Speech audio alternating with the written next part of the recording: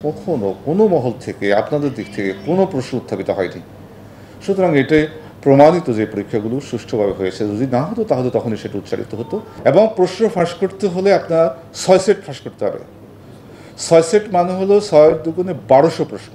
কারণ এই পরীক্ষাকে কেন্দ্র করেই সব কিছু হচ্ছে।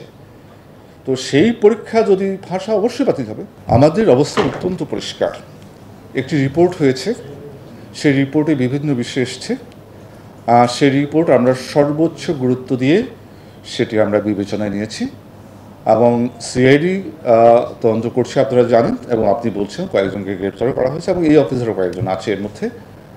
এটি একটি দিক। এবং পাশাপাশি আমরাও একটা তদন্ত কমিটি করেছি ৩ সদস্য বিশিষ্ট, এবং তাদেরকে ১৫ দিনের মধ্যে রিপোর্ট দেওয়ার জন্য বলা হয়েছে। তাদের কার্যপরিধি বলা হয়েছে যে এই প্রতিবেদন বিষয়ে যে বিষয়গুলো বর্ণনা করা হয়েছে সেই বিষয়ে সত্যাসত্য উদ্ঘাটন করা এবং আমাদের প্রশ্নপত্র প্রণয়ন থেকে পরীক্ষা গ্রহণ পর্যন্ত ভবিষ্যতের জন্য যদি আমাদের প্রত্যেকটা স্তর তারা পর্যবেক্ষণ পরীক্ষা নিরীক্ষা করবেন, যদি দেখেন যে আমাদের কোনো আরও কিছু করার থাকে সেটার জন্য সুপারিশ প্রণয়ন করবেন। আমরা তো ওই পরীক্ষাগুলোর বিষয়েই আমরা তদন্ত করার জন্য আমরা কমিটি করেছি।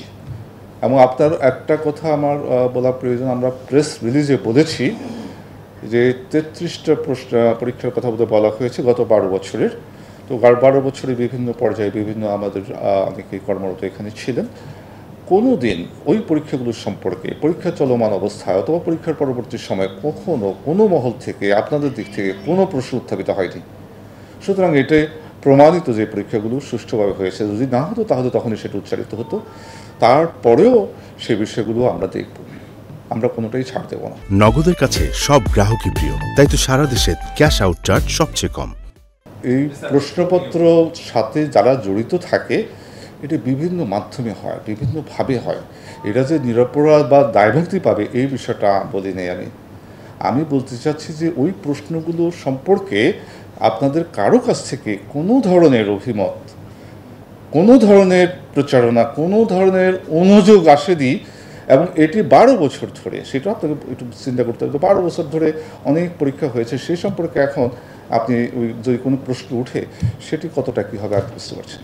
এবং পরীক্ষার দিন সকালবেলা ২ জন বিশিষ্ট নাগরিকের উপস্থিতিতে এখানে লটারি অনুষ্ঠিত হয়। লটারি হয় ৯টা ১৫ থেকে বা ২০-৩০ এরকম সময়, কারণ আমাদেরকে ৯টা ৩০-এ জানাতে হয়। তার আগে আমরা লটারিতে যেই সেটটা পড়ে সেই সেটটা আপনার টেস্ট করি। এখানে আমাদের টেলিটকের যারা সহযোগিতা করেন তাদের সাথে আমাদের এখানে যারা উপস্থিত থাকে কয়েকজনের কাছে ওনারা টেস্ট কপি পাঠান। টেস্ট কপি পাঠালে আমরা দেখি যে যাও আসছে লটারিতে সেটা ঠিক আছে, কিন্তু যদি ঠিক থাকে তাহলে ঠিক আছে, প্রস্তুত থাকেন। ৯টা ৩০ আমরা সেটি আমাদের বিভিন্ন কেন্দ্রে যাদের কাছে পাঠানোর কথা পাঠিয়ে দিই।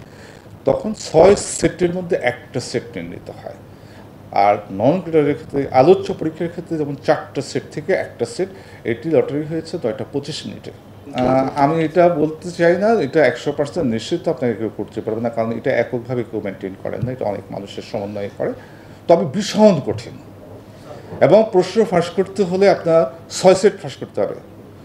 ৬ সেট মানে হলো ৬ দুগুণে ১২০০ প্রশ্ন। এই ১২০০ প্রশ্ন ফাঁস না করলে কোনো একটা সেট তো আসবে লটারিতে। লটারির আগে তো আল্লাহ ছাড়া আর কেউ বলতে পারেন লটারি থেকে আসবে। সেই যেসব পরীক্ষার প্রশ্নপত্র ফাঁস হয়েছে বললে তো একমাত্র এই যে লাস্ট যে পরীক্ষা ৫ তারিখের, সেই পরীক্ষাটাই আসবে। কারণ এই পরীক্ষাকে কেন্দ্র করেই সব কিছু হচ্ছে। তো সেই পরীক্ষা যদি ফাঁস হয় অবশ্যই বাতিল হবে। সেটা অবশ্যই আমি বলতে পারি না, সে কমিশন সিদ্ধান্ত নিতে পারে। এখানে সিদ্ধান্ত হয়, আপনারা একটু জেনে রাখেন, আমাদের ২১ জনের কমিশন, ২০ আর ১ চেয়ারম্যান, একজন ২০ সদস্য। এখন এই মুহূর্তে আমাদের ১৫ জন সদস্য, একজন চেয়ারম্যান আছেন, 5টা পোস্ট খালি আছে। এখানে বিসিএস নন ক্যাডার বা যে কোনো সিদ্ধান্ত আমাদের কমিশন আমরা প্লেস করি, কমিশন সর্বসম্মতিক্রমে সিদ্ধান্ত গ্রহণ করে।